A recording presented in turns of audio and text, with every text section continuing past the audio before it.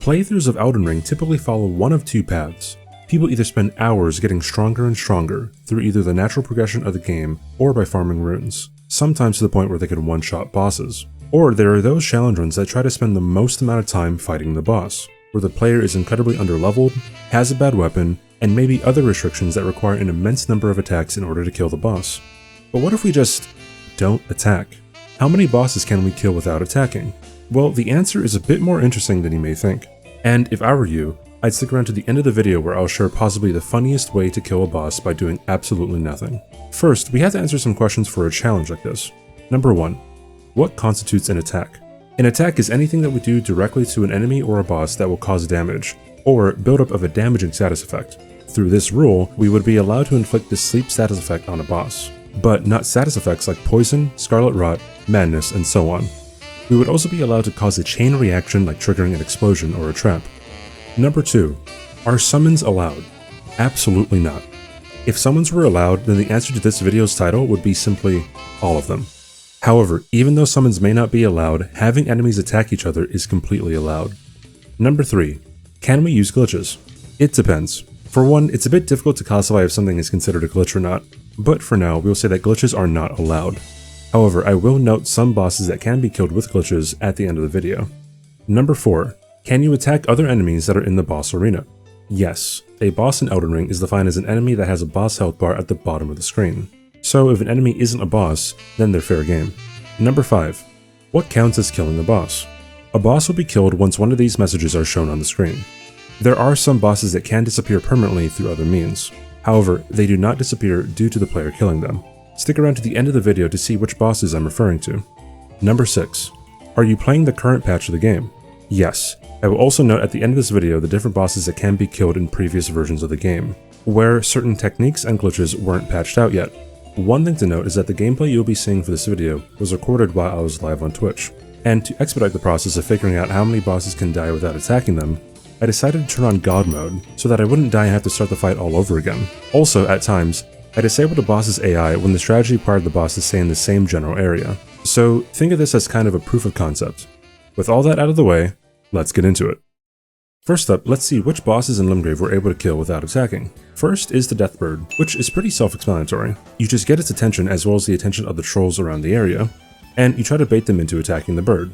Pretty simple. Next we have the Knight's Cavalry, where you would think we would just get him to jump off the cliff, and he just survives. So instead, we have to be a little patient and wait for the caravan to arrive. Here, you have to aggro at least one of the trolls, and unlike the Deathbird kill, the Knight's Cav can't actually damage the trolls. However, the trolls can damage the Knight's Cav. A few swings later, the Knight's Cav goes down. Over in Weeping Peninsula, there are 2 more bosses that can't be killed, and coincidentally, they are the other Deathbird and the other Knight's Cav, and they both can be killed by the same archer golem in front of Castle Morn.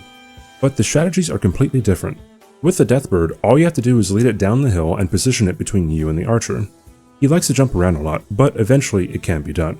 As for the Knight's Cav, it's a bit goofier. You see, you have to make sure that he doesn't see you while you throw kukris to lead him away from his spawn and towards the archer golem.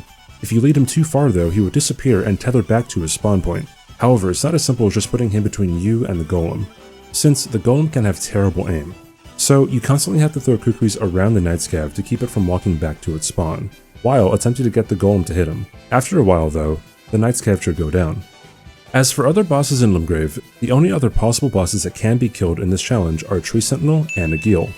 However, I wasn't able to actually cause them to kill each other since both of them really like to go far enough away from their spawn point and tether back.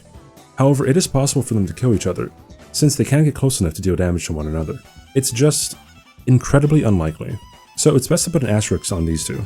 Moving over to Lyia, there are 3 bosses that can be killed, and those are the Deathrite Bird, the Omen Killer, and the Southern Knight's Cav. The Knight's Cav has a pretty similar strategy to the first 2 bosses shown in Limrave, in that all you have to do is get the Blue Spirit Troll from down the road to start attacking him over and over again. However, the next 2 bosses can be killed using different strategies. The more famous one has to do with the Deathrite Bird. You see, all you have to do is get him to do this flying move, but he has to do it while his back is facing Raya Lucaria. Once he does that, he just dies. The explanation for this is pretty simple. There's a death plane that the developers put at the bottom of the bridge. That is meant for the player.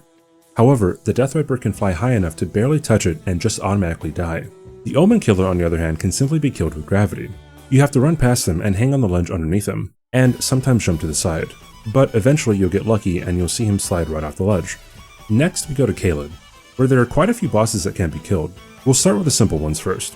And the simplest one is Commander O'Neill, where all you have to do is lure him into the rock geysers over and over again. Possibly one of the easiest bosses to kill in this entire challenge. Another famous boss to kill here is the Knight's Cavalry in Dragon Barrow, where you can either have him jump off the bridge, or you can lure him off the bridge by distracting him with kukris and watch him jump to his doom. Then there's the Deathrite bird that also meets the fate of gravity like the Knight's Cav. And speaking of the Knight's Cav again, the one by the Deathrite bird can be killed by aggroing the giant birds nearby to peck him to death.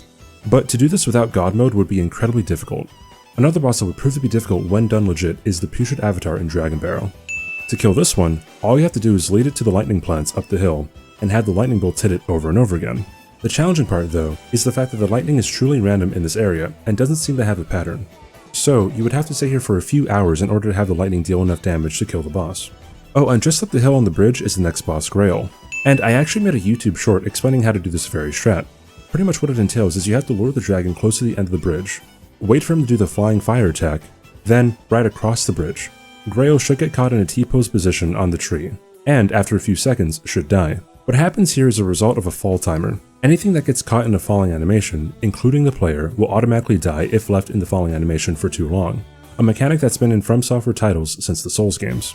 Finally in Caelid is the Bell-Bearing Hunter, and to kill this guy, we have the help of another Golem Archer, except this one takes a lot longer to kill the boss. And I wasn't able to get this done without God mode as well. Even though this is technically possible, it would be outrageously difficult to pull off with legitimate means.